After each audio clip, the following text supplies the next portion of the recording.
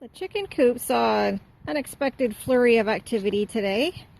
I came out here earlier expecting to just bag up some garbage and recycles and sort things out, shovel some shavings. And Chris joined me, and then this happened.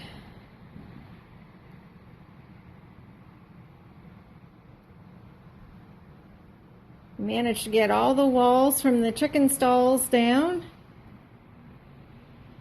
We stacked them all here, and all of this lumber has been earmarked for another project. I can show you where it's going to end up. Right out the other door.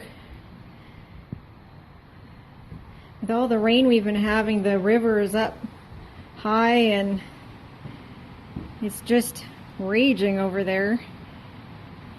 Anyway, next to the barn there is a concrete pad, and last fall we started a compost pile for our yard waste right here. Someone intended it for basketball, but we're going to use it for the base of our compost bins.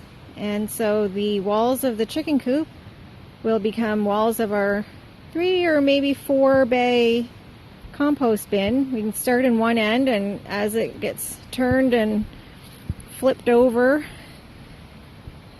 the compost, by the time it hits the end bin, should be ready to get used in the garden.